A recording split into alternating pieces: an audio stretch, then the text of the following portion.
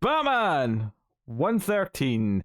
James Tynion the fourth and Jorge Jimenez on the art. The next main chapter in Fear State, which picks up where we left off. As a fake oracle.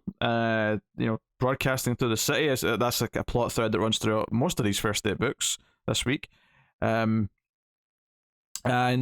we get Ghostmaker get into Batman's head. Although that doesn't. Let's start with that though. We start with I kind of like there's a 2-page layout at the start here that just kind of, okay, here's all the main characters of this book, what they're doing right now in the city. It's essentially a recap page in a lot of ways, but it functions, it works. But we go to Renee Montoya, who is frustrated. The city's on the brink of chaos.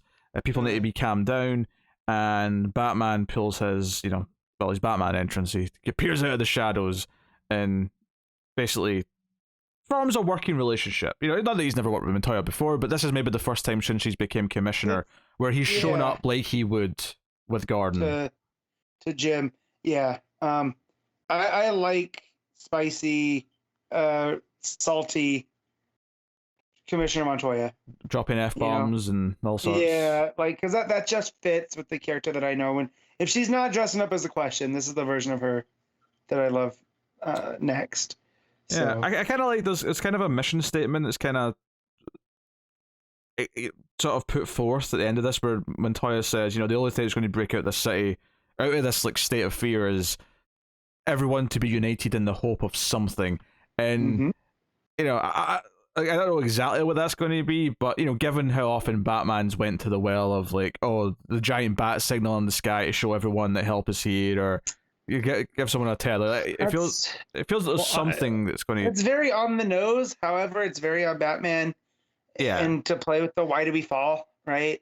So sure. Gotham's going to be in this state, and there's only one way to go, and that's up. I find it interesting though. That's kind of she's kind of hit the nail on the head of what the point from Scarecrow's point of view, what Fear State is, right? The it's kind of very Watchmen-esque, right? It's the common enemy to fight against. It'll be interesting to see just how it's twisted to be something good instead. Well, no, I still think that Scarecrow has ulterior motives, and he has Mad Hatter tech, right, which allows control. So sure. I'm sure it just doesn't end with the city pulling together. I'm sure this ends with him in control of Gotham City. Yeah, I mean, there's a lot of talk from him about wanting to advance humanity through the Sphere State, but there's not a lot of what he actually expects or wants them to advance to precisely. Right. It's all very kind of open right now as to what he's. I'm not saying to believe him. I'm just saying based off of the thesis that he presents. Right, kind of which they're talking about here in this scene. Which I do like when a villain is correct in their assumption, right? Like it is that Ozymandias effect. It's just how they choose to go about it is not the best way, and that's what makes them the villain. So, I do feel like Gotham's going to learn a lot about itself in the best way. I think a lot of, bat stories that I love, and, this just says Dark Knight even, maybe even all three of the movies, but that's right, I said all three of the movies. There's no other Batman movies. I will not hear of it. Not until Matt Reeves gets his out. Still kinds of goes, right? Shut up. So, hot boiling acid. It's boiling acid. So, yeah, like this idea of having to inspire the city, that instill hope in the city. It's one of those things where, it's kind of obviously playing into Scarecrow's idea, and that Batman might be the thing that sort of pulls the city out of it, but ultimately, we can't avoid the fact that he's put the city in this state now, and he wants to drive them deeper and deeper, and whatever. So, and where does it end? Yeah, right? Exactly. That's what Connor's original question is he can just keep setting up new fear states forever. Yeah, and it's he assumes society will come out stronger on the other end, but if he creates something so terrifying that does cause so much damage, maybe he'll just destroy everything. Maybe it'll just go away. So there's a lot of potential and kind of the big uplifting moment, maybe when the city's spirits are raised later in this arc, probably the last issue. Maybe the cliffhanger for the second last issue before all the big fighting. That it kind of depends on what the structure is, but yeah. So and then Batman's grappling through the city, the androids, the peacekeeper androids show up and try to arrest them. So it's just some fun action of him dodging and kicking, and he's kind of angry, and because they're not people, he's kind of getting to, unleash a little bit, tear limbs off, things like that. But he goes to Ghostmaker, and the bulk of the rest of this issue is actually him whipping out his Bat Oculus Rift, which is actually mind reading technology. It's this is where it crosses into Batman. I don't like this is the point where this issue, I don't want to say it loses me a bit, but it definitely is. It's a little bit like, it has that feeling of, oh, let's just insert some backstory. Let's just kind of, here's a weird way of doing some exposition that we need for this story, but we don't have a better way of showing it. Right. I don't mind what is said with going back to, to Crane. Yeah, everything we see in the flashback essentially is fine. Yeah. It's the delivery of the Bat Oculus Rift, and of course Ghostmaker was a student. I'm not a big fan of that. He was a student. He went and he buddied up with Crane and learned all about this fear state like a decade ago, or however long it would have been, 20 years. Probably. Yeah, I think this the back half of this issue will probably go down as the weakest thing in this arc, and probably it doesn't kill the arc by any means. Once we're past it, it'll be fine because we're just in the story again. I still like what he says, and this is where we get the idea of I do like the idea that basically Scarecrow has incepted Bruce with this fear thing that's unlike the toxin, right? Because anytime Bruce has encountered the fear toxin, there's always an antidote. But how do you have an antidote with something that was kind of psychologically put into your brain? Well, you have Ghostmaker go in and slice it with a sword. Yeah, I don't like that part of it, though. But I do like the concept of Scarecrow evolving in that way. The two key things for me here is that, one, I think this would have just been a nice flashback if we just had like an issue that had like a couple, maybe I could split up so you have like kind of that structure of like cutting back to Scarecrow's like college years and showing the genesis of this idea that he had way back at the start of his academic career. That would be fine, and it's simpler, but sometimes simpler is better. Sometimes you overcomplicate things too much by having to give him this weird way of getting to the flashback. But obviously, the one thing that Batman needs to learn, because obviously the flashback itself doesn't give you Batman learning anything from it. The one thing he does have to learn is the idea that he's going to like focus all the fears through a central figure, and the realization that that's going to be Peacekeeper 1. It's going to be what's his face? What was his name? Murphy? What did I say? Not Murphy. Mahoney. That's Mahoney. And he's going to be like this figure who's like just causing fear in the city and like be kind of the catalyst for all of it. Because I think my assumption when he started talking is that he meant himself. Like it was going to be Scarecrow was going to be the central figure, but he's not. Yeah, at first I thought he meant Saint, which I still think might end up being the. Saint comes out of this. I mean, I don't know if it's this issue specifically or one of the other Fear State books this week, but Saint came out of this week looking like a little weasel who's shitting himself. Yeah. Which again I love because he's the tech dude. He's the idea guy. He's not the guy that gets his hands dirty. And now he's having to get his hands dirty, and he doesn't have the constitution for it. Yeah, I actually kind of obviously like Scarecrow's name's got this kind of funny gimmicky thing from like an old age, but. I kind of like when he was explaining why he calls the figure at the center of his fear state the Scarecrow. I actually kind of like that because it is kind of like on a large scale, it is kind of the same purpose as a Scarecrow, just not for crows. So, right, it was kind of like a workaround to just kind of like, oh, this name makes a lot of sense. I really appreciate the dialogue in that, where the double layer of referring to a straw man, right, and then following up with Scarecrow, which is obviously not what straw man means, but the idea that they are often made from straw. It was just a fun little just clever little writing that just made me smirk.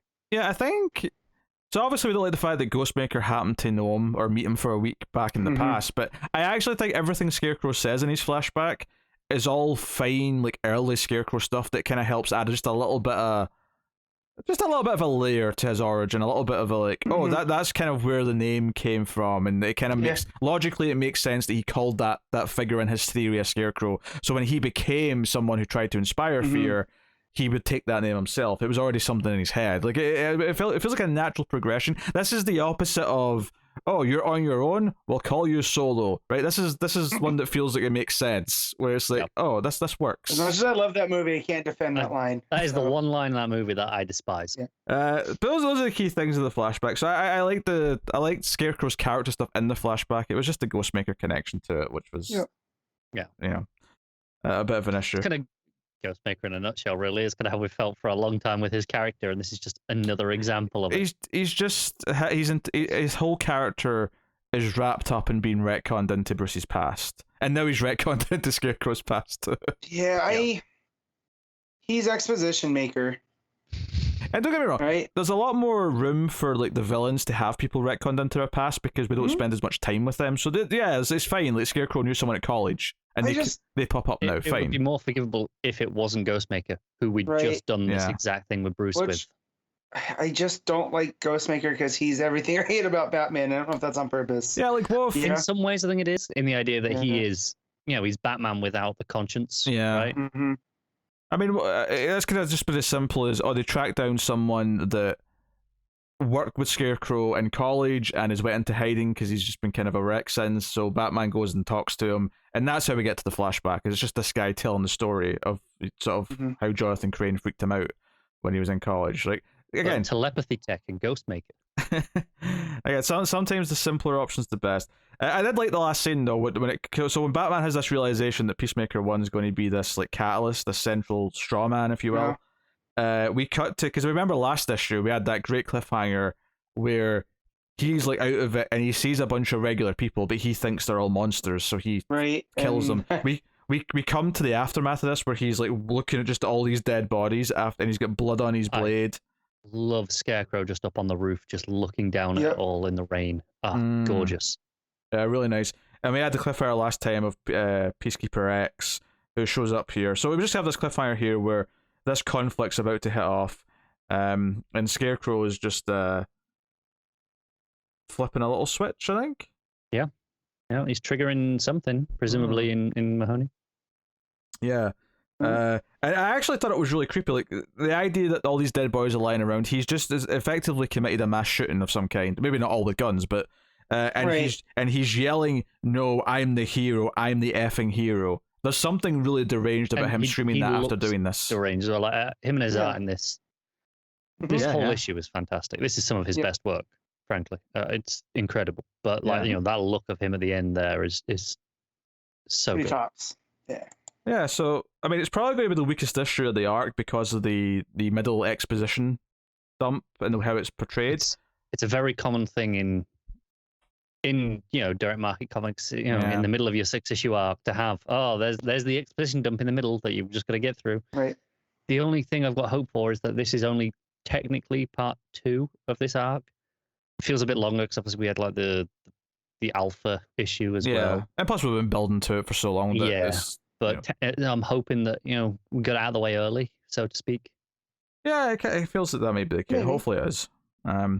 So that's kind of a cliffhanger. But I really like the ending. I like the stuff with Montoya. I like and I like kind of the information we got from the flashback. It was just the method of it. Yeah, it's stuff that I don't like about Batman in one spot. So, and when he got that VR headset out, I went, "Oh, come on, Tynan!" Like. And then talking about, we don't have time to call Martian Manhunter. I'm okay with like bat logos on a lot of things. I don't really get why you put a bat logo on this though. Branding. Exactly. But no one else is going to see it though. This is something you'd use in private. Like I get the branding. I think it says a lot about Bruce as a person. Okay. That he feels the need to brand everything like this, even when it's just for him. Okay. Even down to his sons, right? They're all branded. Not with a hot iron, no. Just no, I don't mean like that. Not like maybe not all of them. Not like BBS way. Not the Allison Mack way. Oh boy, let's not. So I'd say a good issue overall, but definitely the weakest of the arc. Just probably, at least I'm suspecting so. I technically saw the second issue of the arc, but it doesn't feel like just a second issue, because of the way the exposition is delivered. Matt, what are you rating Batman? I'm gonna give this one. Man, I wish I could get in between a 7.5 and an 8. That's where I feel. I'll give it the 8. Okay, Car. I'm gonna give it a 7. and I do think I'm probably being generous there because the art is so good. I think if it was on just the narrative of the issue, it would probably been about 6, but the art does just drag it up a bit. Yeah, I think it's frustrating because everything around the exposition VR headset, and even just the messaging that's in the exposition is really good. It's just that kind of does drag it down a bit. So I think I am probably going to go with a 7 as well on this.